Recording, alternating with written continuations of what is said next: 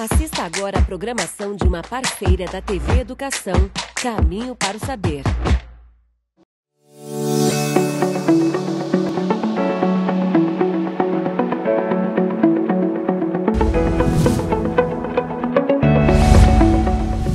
Olá pessoal, sejam bem-vindos a mais uma edição do Educação em Rede. Desde já a gente agradece a sua companhia em mais uma edição do nosso programa. Nosso objetivo aqui é sempre trazer temas relacionados à educação e conscientização social. No programa de hoje a gente vai abordar um tema muito sério, infelizmente muito atual, que é a violência contra crianças e adolescentes, que se apresenta de diversas formas, física, psicológica, sexual, e esse último tipo de agressão foi agravado durante a pandemia. Segundo dados divulgados em maio pelo Ministério da Mulher, da Família e dos Direitos Humanos, de janeiro a maio desse ano, o Disque 100, que é o canal de denúncia oficial, já tinha registrado mais de 6 mil denúncias de violência sexual contra crianças e adolescentes em 2021. E não para por aí, infelizmente. As denúncias relacionadas à violência sexual estão presentes em 17,5% de cerca de 35 mil denúncias de violência contra crianças e adolescentes durante esse período.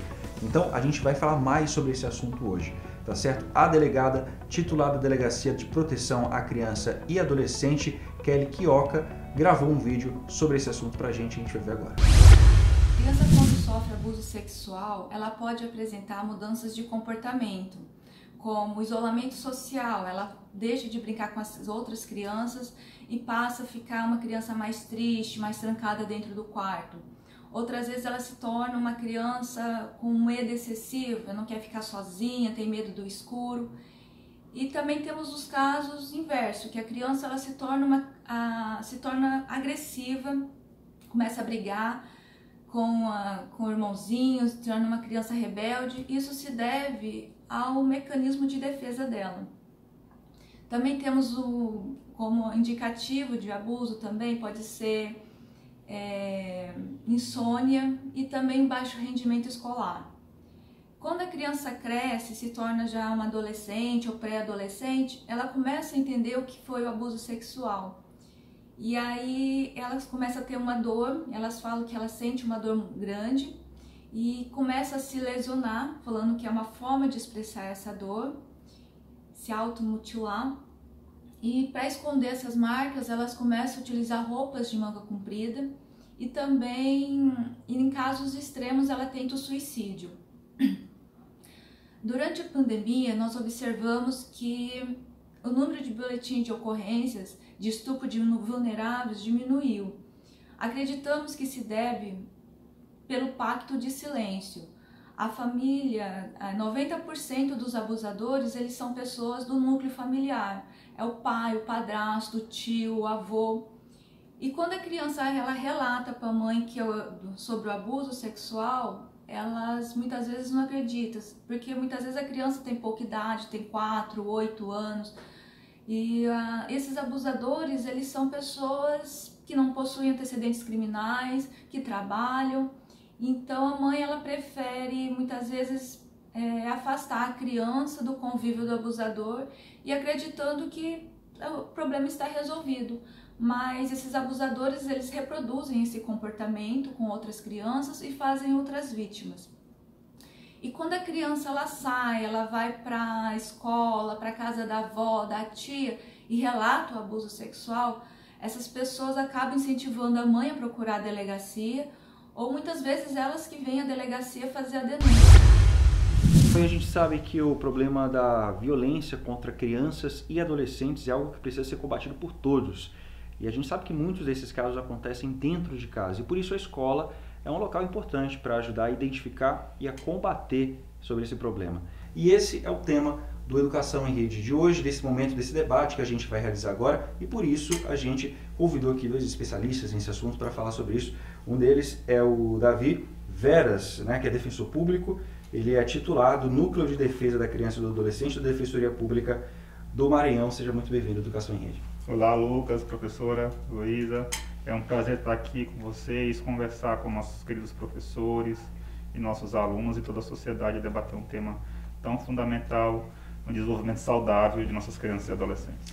Perfeito. E a gente também está aqui com a professora Heloísa Varão, que é professora da Universidade Estadual do Maranhão, é pedagoga também mestre em desenvolvimento humano, formação, políticas e práticas sociais, né, professora? Currículo extenso aí, né? É um prazer imenso, né? Eu agradeço pelo convite.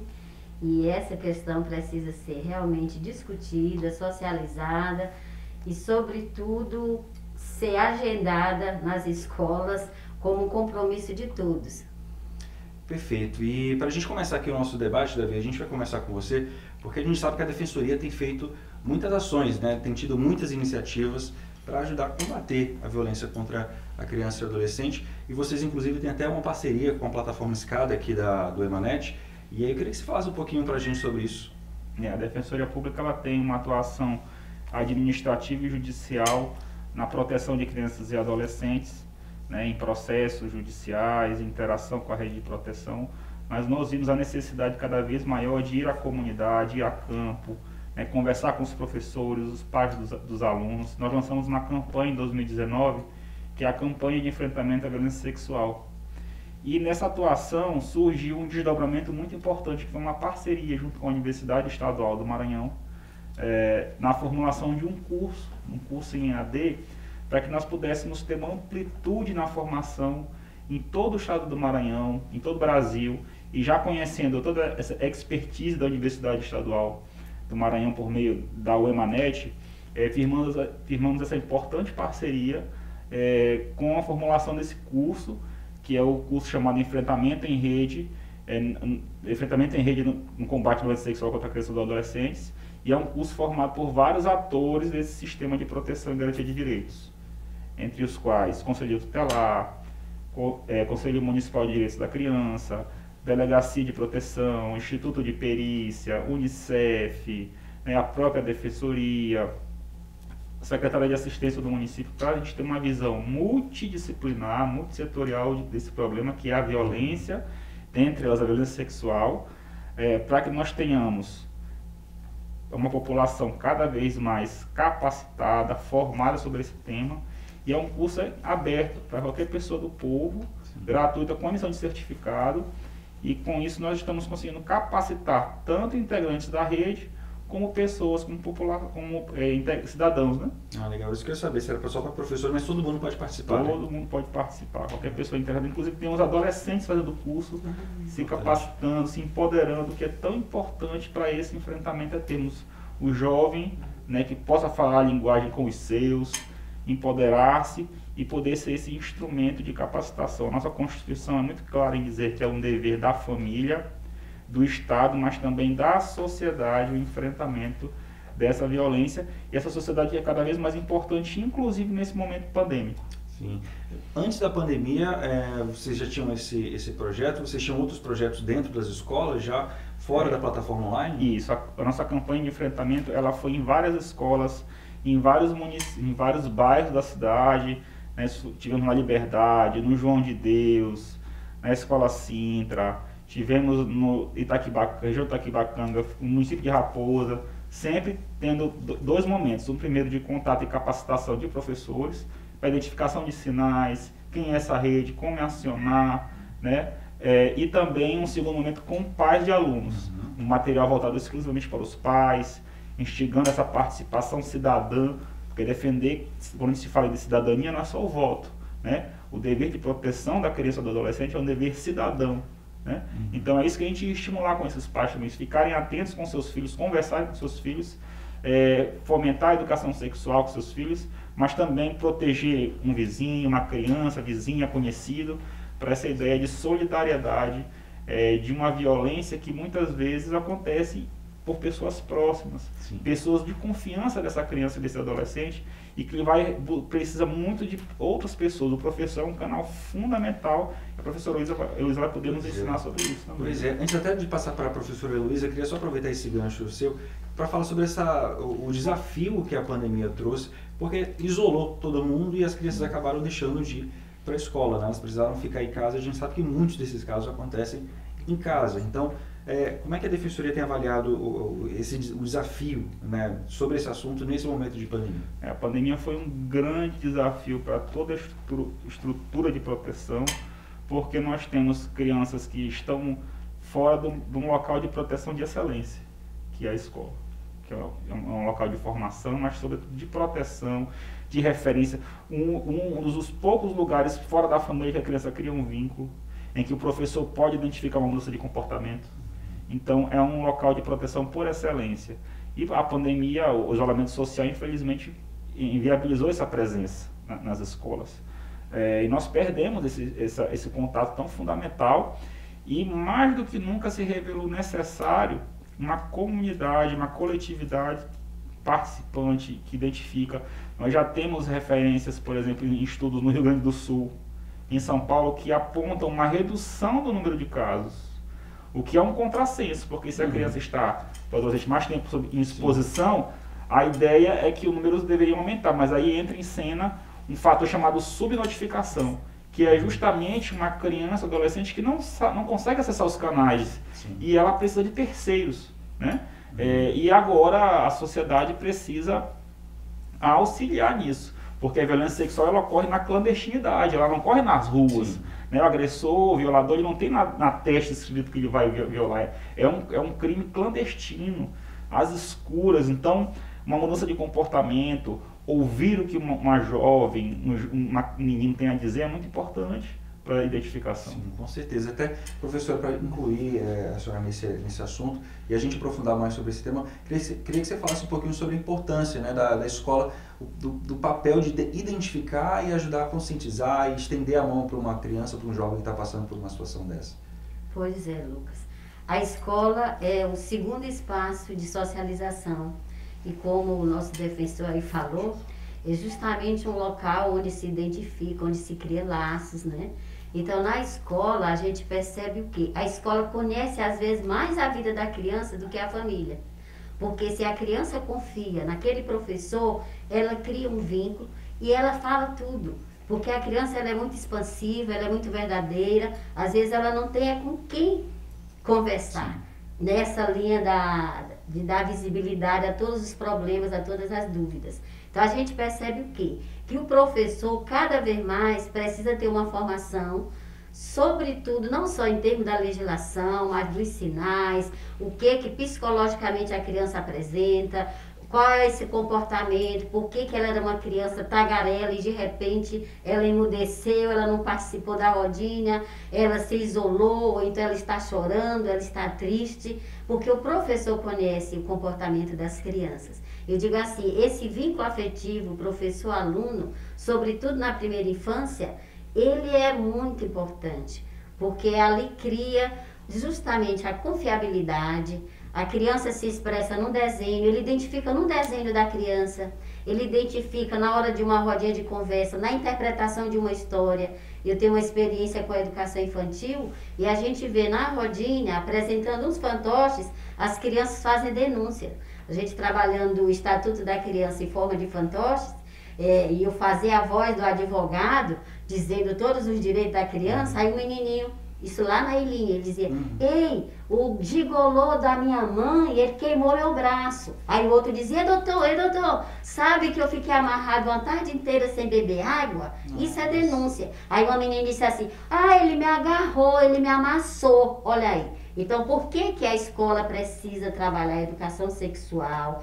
Para trabalhar justamente os aspectos biológicos. A gente desenvolve um projeto, Nosso Mundo, Nosso Corpo, para a criança conhecer seu corpo, mas saber também se proteger, se defender e ter voz e saber dizer quem é que em casa, que pode ser um tio, pode ser aquele senhor que é muito amigo, o compadre do pai. E a gente precisa ver, a escola tem um papel fundamental de socialização, de construção do conhecimento e de formação de crianças como sujeitos de direito.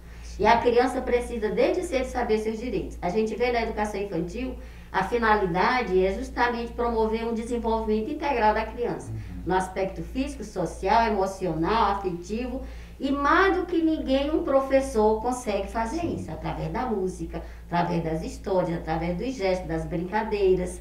Então, quando a gente vai lá para o adolescente, aí é que o vínculo precisa ser estreitado, porque justamente na adolescência ele busca um colo e às vezes ele não tem esse colo em casa.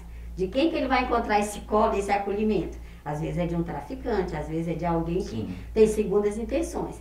Porque a criança a gente ainda acolhe muito, acaricia e tal. Quando é adolescente, tá ficando homem, tá ficando menina, então há um afastamento, porque eles gostam mais, preferem os grupos. E muitos pais, às vezes, não se habilitam a conhecer com quem meu filho está. E trazer para casa para poder conhecer realmente quem são os amigos dos meus filhos. Mas a escola, sobretudo o ensino médio, tem um papel muito importante. Em trabalhar os contraceptivos, mas em trabalhar o corpo da mulher, trabalhar as mudanças e, sobretudo, o respeito e o direito que ela tem. As meninas precisam de um tratamento da escola, um tratamento mais objetivo, para que ela se valorize como mulher, porque a partir do momento que ela se valoriza, ela valoriza a outra mulher e ela dá lugar para discutir e dizer não. Porque o machismo a gente sabe que impera. E a gente hoje está num momento assim terrível de desconstrução de uma série de valores, desconstrução dos direitos, e eu acho que a escola não pode ficar às cegas achando que está tudo bem, ou então esse problema não é meu. Esse problema, como o defensor falou, é de todos, é de uma sociedade, e a gente precisa abrir os olhos mesmo. Pois é, a senhora falou sobre o papel importantíssimo do professor, né, como esse ponto de referência e o ponto de desabafo, né, como um ombro às vezes, né, até para identificar esses problemas. E você fez uma pesquisa, sua pesquisa de mestrado, na verdade, fala sobre a representação social dos professores sobre os fatores de risco de desenvolvimento da criança. Queria que você falasse um pouquinho para a gente sobre os resultados dessa pesquisa. A gente pesquisou em 2 creches, mas a gente já conhecia no estágio várias creches aqui de São Luís. E o que a gente observou nessas 2 creches, pela representação dos professores, é que a negligência, sobretudo da família, ainda é muito grande. A falta de preparo das mães. A gente não faz curso para ser mãe, né? E quantas meninas sendo mães e que não cuidam, que esquecem a criança e vão buscar no outro dia na creche. Nós tivemos casos na creche que a criança ficou na sexta-feira, só conseguiram o contato na segunda com a mãe, porque ela foi para a balada. Mas outro problema que foi assim, a gente até percebeu que o professor não queria falar e a gente pediu que ele desenhasse. E a gente fez a interpretação dos desenhos e depois relacionando com os direitos. Aquela prioridade ou preferência dos pais por algum filho em casa. Ou então a falta de criação de vínculos, sobretudo com esses arranjos familiares, é o namorado, hoje é o tio, amanhã já é outro tio, e as crianças não criam vínculo com ninguém. E ainda tem o problema da confiança. Quem é que eu estou levando para minha casa para conviver com meus filhos? Daqui a pouco, não é mais teu tio, já é outro. Então a gente observou também esse aspecto. A gente observou muito também que elas falavam, essa preferência por criança, mas sobretudo a família não querer se envolver. Porque é difícil admitir que é o tio, é o compadre, e acreditar na criança. A gente ouviu muitas vezes, as famílias não ouvem as crianças. Então a criança precisa ter vez e ter voz. E ser respeitada, sobretudo na singularidade dela. Então os pais precisam parar. E aí eu vejo o papel da escola, a parceria, e a gente fez inclusive formação com esses professores. Eu lembro que a estratégia que eu usei foi uma carta de uma criança para ler para as mães, para sensibilizar. Mostrei tudo o que eu tinha observado e o que precisava ser retomado em forma de carta. Gente, eu recebi uma carta de uma criança e quando eu li a carta, justamente falando da ausência, da negligência, da falta de... Aí, quando a gente... Você é psicóloga? Eu digo, eu fiz psicologia do desenvolvimento, mas não sou psicóloga. Mas eu sou professora e preciso ter esse conhecimento. Então, vocês precisam conhecer quais são as singularidades da criança, para justamente poder atuar frente à família também. Então, essa pesquisa, tanto que agora o meu projeto de doutorado é na linha da formação dos professores de creche, que é justamente onde a criança, ela busca naquela professora a confiança que ela tem na mãe, que a mãe ficou em casa e ela ficou naquele espaço escolar. E através da brincadeira, é isso que eu digo, os professores precisam ser mais afetuosos, mais acolhedores, escutar mais, essa escuta sensível para a criança e também mais lúdico. Professor de educação infantil, ele precisa brincar e gostar de brincar, porque é ali na brincadeira que ele descobre. Descobre os comportamentos que mudam, descobre as manchas que tem, o que foi isso, uma pancada, entende? Então, os vários sinais da violência, você, às vezes, numa brincadeira lá na quadra ou na sala, numa rodinha de conversa, você observa. Pois é, professora. Eu vou até trazer esse tema da família, Davi, para a roda, e aí você fica à vontade para acrescentar. Existe essa atenção ao professor, né? Uma formação, uma orientação da forma no que ele precisa observar. Família. Como é que vocês costumam trabalhar? Existe algum tipo de orientação, algum tipo de campanha, tanto na escola quanto por parte de ações, de iniciativas públicas e tudo mais, para orientar e conscientizar as famílias de que precisam ter essa escuta sensível para as crianças? Esse contato com a família é importante, e quando identifica uma situação, às vezes a gente tem que ter muito cuidado para não ter aquela imagem de demonização da família, né? A família precisa ser, né, orientada, ressignificada, fortalecidos os laços, porque a família vai muitas vezes reproduzir um senso comum social. Sim. Veja, ontem, no dia 13 de julho, o Estatuto da Criança e do Adolescente completou 31 anos. Né? É um dos instrumentos legais mais modernos que nós temos. Aí as pessoas perguntam, ora, mas por que ele não é efetivo? Nós tivemos muitos avanços com o Estatuto, mas o Estatuto tem 31 anos e ele tenta combater uma prática que vem de 490 anos. Ou seja, desde a época da nossa colonização, quando os padres jesuítas chegaram no Brasil e iam catequizar os índios, o menino índio, uma das técnicas era o castigo, né? O castigo físico. E aí você vê o processo histórico sobre essa criança e esse adolescente, um processo de coisificação, um processo de uma infância de um menino rico, diferente de uma infância do menino escravo, né? Ou seja, isso é uma construção histórica de coisificação que o Estatuto tenta há 31 anos combater. Coisificação que a gente escuta até hoje, quando ouve assim, menino não tem vontade, menino não tem vez, não tem que ouvir. As maiores violações de crianças e adolescentes partem da ideia de meninos e meninas como coisas. O que é uma violência sexual? É um menino, uma menina ser usado como objeto de satisfação sexual. O que é uma alienação parental? É um filho, uma filha usado como arma de combate entre ex-companheiros. O que é agressão física? O que é maus tratos? É você querer usar, em vez do diálogo, para corrigir, como se fosse adestrar uma criança, um adolescente, a violência física.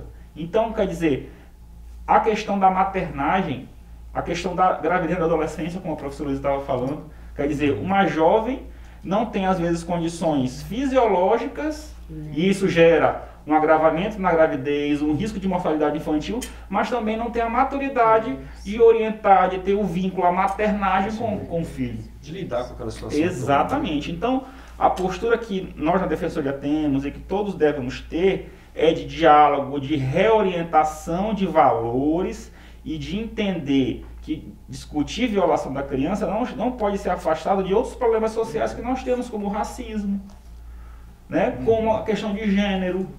São todas questões, né? Quando você pega pelos dados, Boletim Epidemiológico 27/2018 do Ministério da Saúde, que foi feito e traçou um mapa da violência, vai constatar ali que a grande parte da violência é contra meninas, mais de 90%, ou seja, isso é a reprodução do machismo em nossa sociedade.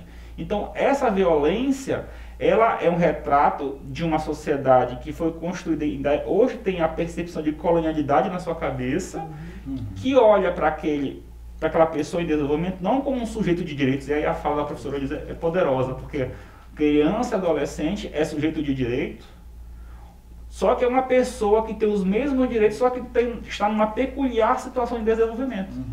Então, assim tem que ser tratada. E a família tem que ser chamada para ressignificar essa relação, né? E reaprender. Porque a gente também tem que ter muito cuidado para não intervir. A intervenção, ela não pode ser destruidora dos vínculos, ela tem que ser conformadora e reestruturar essa família. Então, às vezes, por isso a família é tão resistente a denunciar, às vezes, um parente, né? Um tio, um amigo, um vizinho, porque tem esse receio de romper o vínculo, da demonização. Isso, então a gente tem que orientar, conversar garantir direitos, né, de crianças e adolescentes, mas preservando sempre que possível, né, dependendo do grau de violação, dependendo da receptividade da família, preservando esses vínculos, esses laços, né? Você fala numa coisa também interessante, quando você diz o seguinte, não é demonizar, porque a escola, ela faz parte dessa rede de apoio. Então ela tem que buscar quem é essa mãe. E às vezes numa conversa com essas mães, você se colocando não como alguém estranho que vem ali para julgar, mas você se colocando como partícipe, como alguém que já teve esse problema, você encoraja aquelas mães a falarem. Então eu digo assim, mas tudo parte também, qual é a concepção de criança que esse professor tem, que esse gestor da escola tem, até que ponto a escola é aberta para a família se sentir valorizada. Eu lembro aqui na Cidade Olímpica um projeto das minhas alunas de pedagogia, que era sobre a família, e a gente orientou que esse contato com as famílias, que embora a escola, na escola alguém dizia assim, não, essa família não participa de nada. Eu digo, vocês vão fazer uma visita. Mas uma visita de alguém que gosta muito da filha, que queria saber mais sobre a filha e tal. Quando foi no dia da culminância, eu achei muito interessante. Elas fizeram um painel bem grande com as fotos das crianças, com alguma cena de família, e os pais tirando foto com as crianças lá naquele painel. Era como se aquele painel fosse assim, olha, eu estou aqui, né? Então era assim, porque era assim, família protege, família que protege, o nome do projeto. E elas fizeram visitas, e nas visitas elas levavam uma caixinha de história para chegar, contar para a criança, aí a mãe se aproximava, e eu sei que naquela conversa, elas se tornaram professoras, teve duas que fizeram trabalho de TCC baseado nessa experiência do estágio. Então a gente vê assim, o professor, mesmo na cidade grande, porque no interior já é mais fácil você fazer uma visita, mas mesmo na cidade grande, quem são os pais dessas crianças que estão apresentando sinais de violência, que estão muito caladas? Então não é dizer a criança que é assim e tal, não é assim não. Criança é alegria mesmo, criança é expressividade. Agora, qual é a visão de criança que eu tenho? É de sujeito histórico que constrói conhecimento nas interações, que valora, que sonha, que deseja, ou é de alguém ali que é só submisso? Porque já vem lá o rastro de submissão, de ter que aceitar tudo, né? Embora... Patriarcado, né? Que a gente luta até hoje. Mas e tem ainda outra coisa, na divisão das tarefas na escola. A gente às vezes chega numa escola, tá as meninas limpando, arrumando e os meninos sentadinhos. Sim, aí a gente, não, vamos cantar uma musiquinha que a mão limpa, tá. Aí, através da música, todo mundo se envolvendo, aí ela disse, porque eu não gosto, eu tenho um filho. Aí veja só, como é que ela vê a participação dos meninos e das meninas nas atividades. Todo mundo não sujou a sala na hora de cortar o EVA, de fazer o brinquedinho? Pois todo mundo vai limpar, todo mundo vai organizar. Mas eu digo assim, tem muito que ver qual é a sua concepção, qual é a sua visão de mundo, qual é a sua visão de direito e cuidar e dar essa orientação, tanto para os pais como para os professores também, os gestores de escola. Então, assim, é louvável essa campanha, essa visita à escola. Porque eu acho que a promotoria, o Ministério Público, a advocacia precisa se envolver mais com as comunidades mesmo.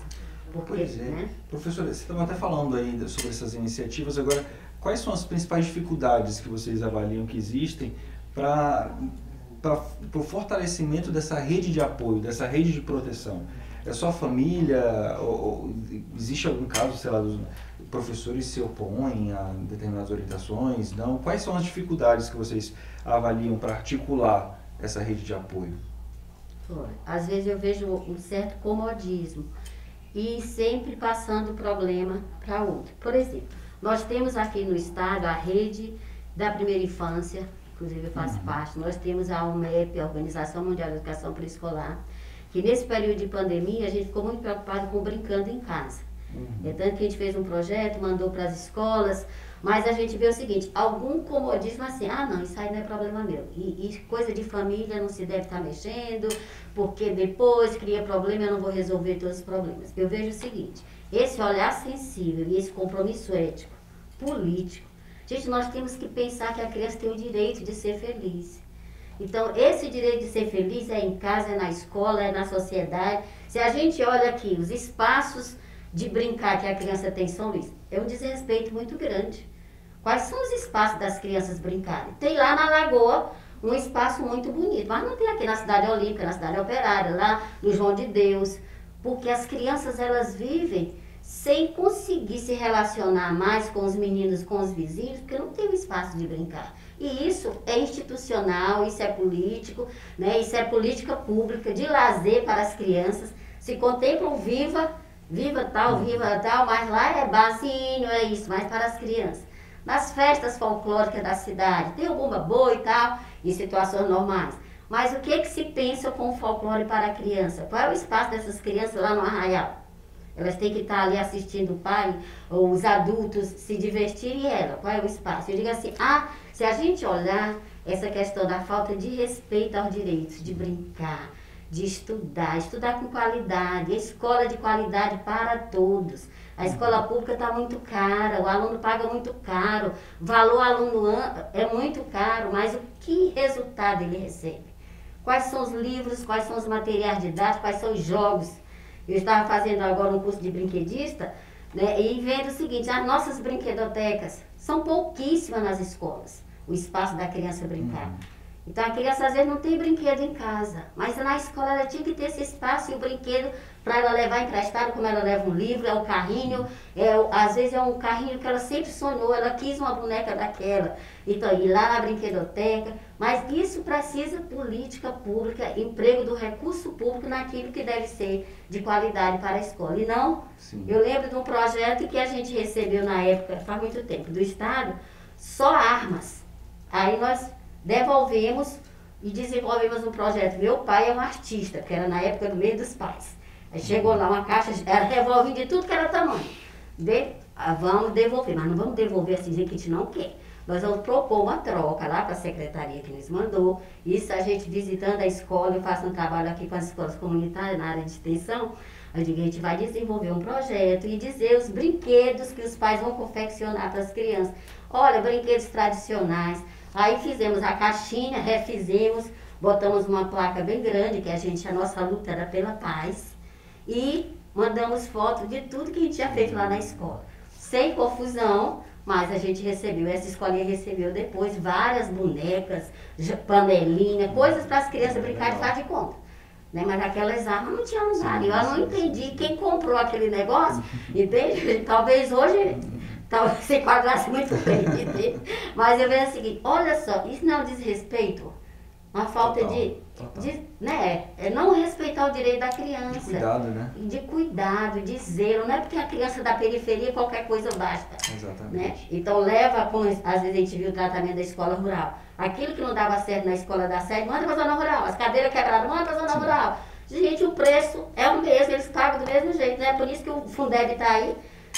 Cada aluno, né? Então eu vejo assim, que essa às vezes é omissão. A gente está vendo muito as pessoas se omitirem.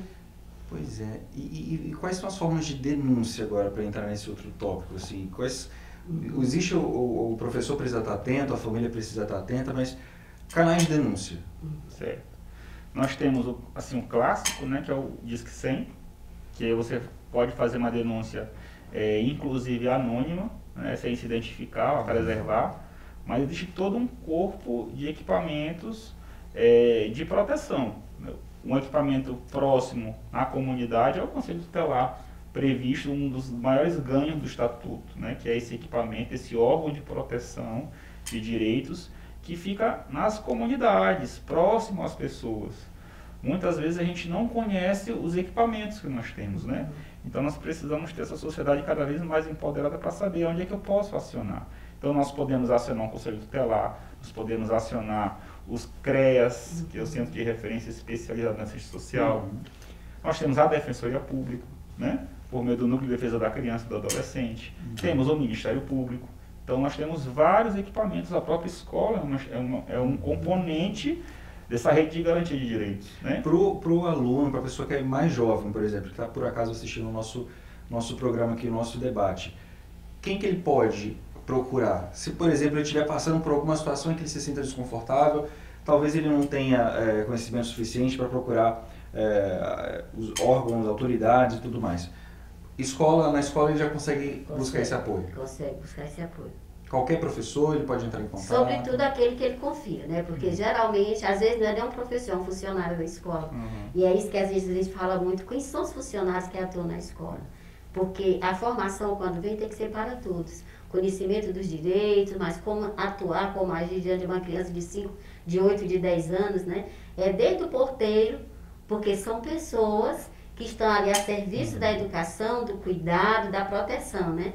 E aí precisa ter esse conhecimento. Mas eu vejo assim, as crianças buscam muito aqueles em que elas confiam, que às vezes não é ninguém da casa, né? Porque na casa, às vezes ela fala para a mãe e a mãe não acredita, tem às vezes a situação toda, ou diz que ela está inventando.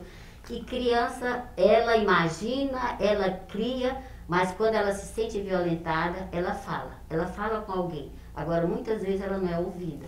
Então, a escola pode ser um canal, sim. Entendi. A vizinhança também, às vezes tem uma pessoa mais próxima, né, da vizinhança. Observar as crianças. O caso do menino Henri é um caso muito clássico, né, de uma violência em que você vê uma criança que foi inibida, uma criança que falava, muitas vezes no corpo, o vídeo que mostra ele mancando, ou seja, você tem vários sinais que não foram observados. Então, como a professora Luísa falou, às vezes a brincadeira, a questão lúdica com a criança, ela tem, já indica os sinais. E você não dá atenção, é mais uma vez você voltar para aquela ideia de coisificação. A palavra da criança não tem valor? Tem valor, tanto quanto de um adulto. Então, é você escutar, conversar, criar intimidade com a criança. E isso é através do diálogo, você constrói isso. Então, a família tem que estar cada vez mais estimulando essa conversa, né? A educação sexual passa por isso. Educação sexual, nós temos que acabar com alguns sensos comuns. Educação sexual não é ensinar a prática do ato sexual. É a criança que entende o seu corpo, que tem tesouros que não podem ser tocados, né? É a criança que aprende a ter que conversar com o pai ou com a mãe quando uma pessoa toca em partes íntimas, né? É um adolescente que sabe, né, com quem conversar, né, e se abrir quando é vítima de uma investida de um agressor. Então é isso que é a educação sexual, é você estimular a criança ou adolescente a conhecer o seu corpo e a não permitir se defender, porque essa é a forma de prevenção por excelência. Você não tem como identificar uma pessoa supostamente agressora. A melhor forma que nos ensina a literatura, que é a criança ou adolescente saber identificar uma aproximação suspeita, dizer não, sair do local e avisar os seus pais e responsáveis, né? E tem que ser pessoas aptas a ouvir. Sim, né? sim. E o professor, por exemplo, no caso da escola, que consegue identificar alguma alteração no comportamento da criança, ele procura esses canais. Qual é o procedimento? Ele pode, o primeiro viés, talvez conversar com as pessoas da família. Percebeu que a família, né, não considera ou acha que tal, é buscar. Conselho tutelar hoje tem uma atuação muito boa nos bairros, né? Há um conhecimento muito grande. Às vezes falta mais esse apoio. Eu vejo assim que falta ainda, né? Porque poderia realizar mais seminários com apoio da própria educação, da própria cultura. Eu vejo que um trabalho assim mais intersetorial mesmo, é nessa hora ver o que é assistência social, o que é educação, o que a defensoria pode fazer em conjunto. E a gente pode fazer muito. Eu acho que as universidades podem fazer muito, muitos projetos nos bairros para ser desenvolvido. Nós temos alunos do campo do direito, da pedagogia, da biologia. A gente pode fazer um projeto, né, bem integrado para atuar. E eu acho que seria, Davi, uma proposta a gente tentar abrir caminhos, assim como a gente tem na Proexai hoje o programa Acolher, que justamente ele foi decorrente de uma série de projetos voltados para a criança. Aí foi criado um edital com o Acolher. Então, todos os projetos de cuidado e proteção à criança pequena ficam nesse programa.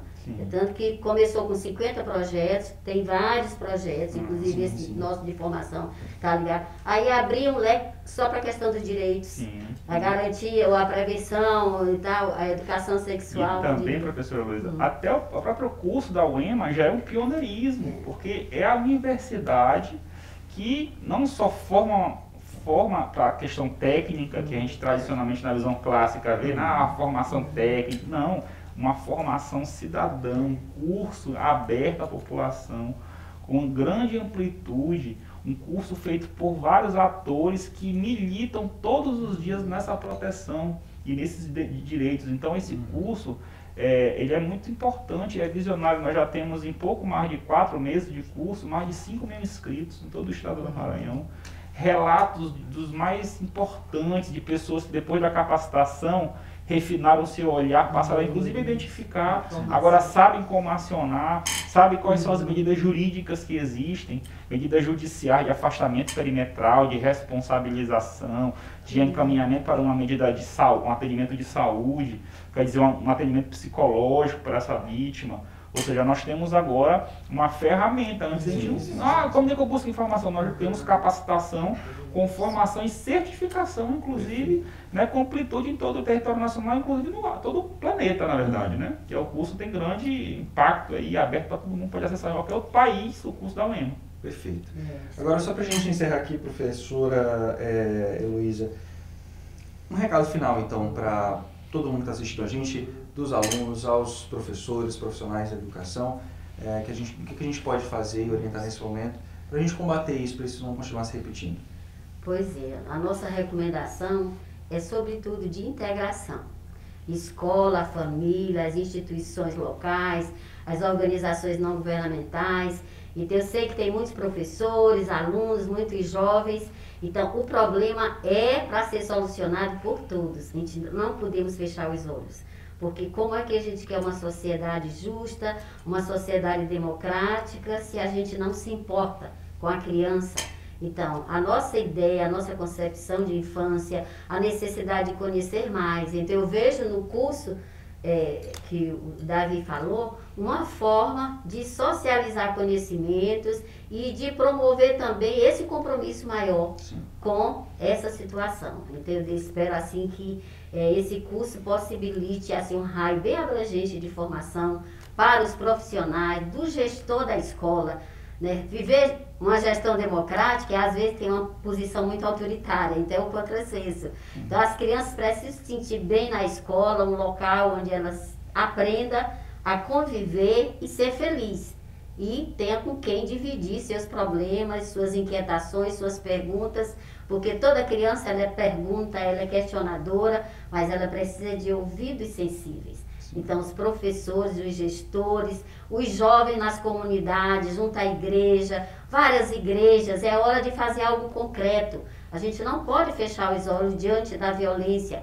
É a violência contra a mulher, a violência contra a criança, é a violência contra o idoso. Então, são muitas violências e a gente precisa ver, eu enquanto professora, onde eu posso atuar? É na minha sala? É na minha escola? É no meu bairro? Eu enquanto médico, onde é que eu posso atuar? Eu enquanto diretora? Então eu acho assim que é participação, acolhimento e compromisso ético, político e social para a gente construir uma sociedade melhor. Perfeito. Porque senão a gente... né? Perfeito. E é um trabalho em conjunto, né, Davi? É um trabalho em conjunto e que a gente tem que começar enfrentando o senso comum. A gente escuta muito dizer assim, criança é o nosso futuro. Não, criança não é o futuro, criança é o agora, é o nosso presente. Porque ele é um sujeito de direitos, uma pessoa em desenvolvimento. Então nós precisamos cada vez mais concretizar esse valor, né? Esse valor de pessoas que precisam de proteção e que precisam de uma sociedade engajada e militante. A defesa da criança e do adolescente requer militância em valor, né? Então, às vezes, a gente é muito acostumado a querer terceirizar soluções. Quem tem que resolver é o governante, quem tem que resolver é a defensoria pública, também. Mas a sociedade que não aceita, que não tolera a violência, que intervém, mas que, como a professora Luísa falou, acolhe, é uma sociedade humana e que tem capacidade de entender uma criança ou um adolescente como um tesouro, né, para que a gente tenha, assim, cada vez mais um modelo de sociedade humana e inclusiva, que combata toda forma de violência e agressão. Perfeito. Obrigado, então, Davi. Obrigado, professora Heloísa. Obrigada também. Foi uma discussão incrível. Eu acredito, tenho certeza que todo mundo que assistiu saiu mais forte e que vai prestar mais atenção para a gente resolver juntos esse problema, né? Obrigada, Lucas. Obrigado, eu agradeço muito vocês. A gente segue Então, com Educação em Rede, e depois a gente traz mais debates aqui no programa da UEMA na TV Educação.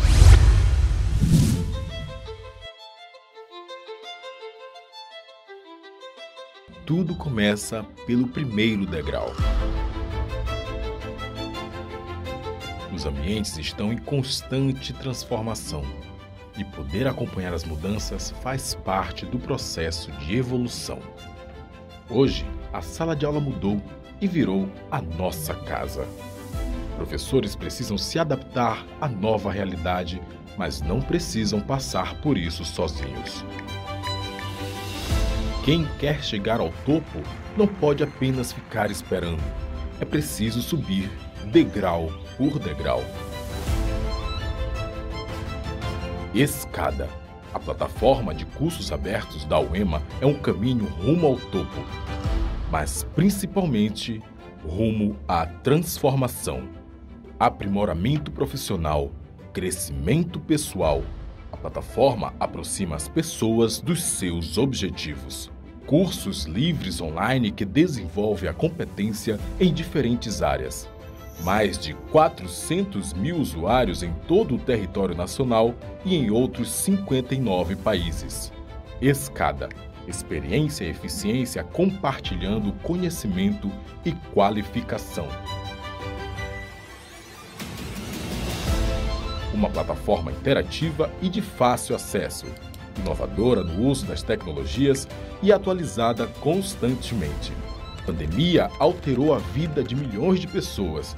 Professores e alunos dormiram em um mundo e acordaram em outro completamente diferente, com novas demandas e exigindo novas habilidades. Ficar parado no meio da escada não é uma opção. Buscar o aperfeiçoamento profissional é o caminho. Um caminho que não precisa ser trabalhado sozinho. CAPES e UEMA unidas em prol da educação. Uma parceria que vai ampliar as oportunidades de formação docente. É a expertise da UEMA em desenvolver alternativas inovadoras por meio da plataforma Escada, aliada ao compromisso da CAPES com a formação continuada de professores. Duas instituições por uma educação melhor e mais qualificada no Brasil. 300 mil vagas. 5 cursos especialmente idealizados para os professores, gratuitos e com certificação, com foco na nova realidade que é aprender, trabalhar e evoluir. Mesmo que não saibamos quando tudo isso vai passar, podemos pelo menos ter uma certeza, a de que um dia tudo isso vai passar. E até lá, a CAPES e a UEMA serão promotoras do conhecimento, do aprimoramento, do aperfeiçoamento profissional e, é claro, da formação de professores. Enquanto houver esperança, sempre haverá um caminho, degrau por degrau, até o topo da escada.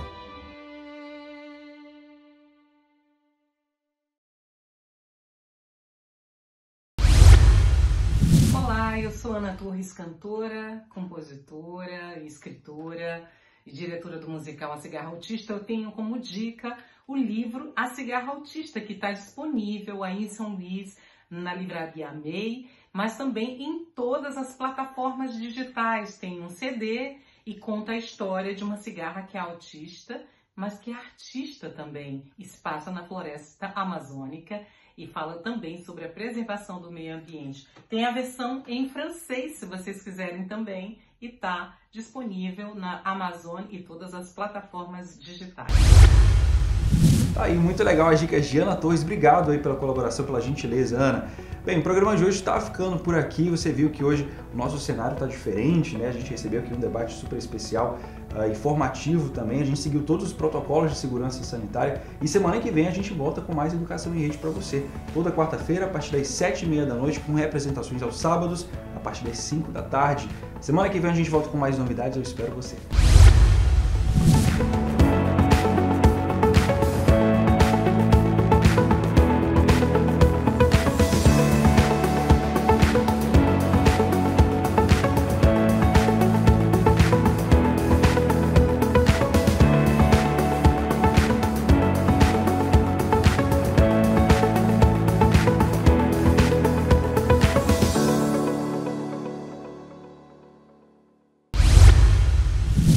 programação de uma parceira da TV Educação, Caminho para o Saber.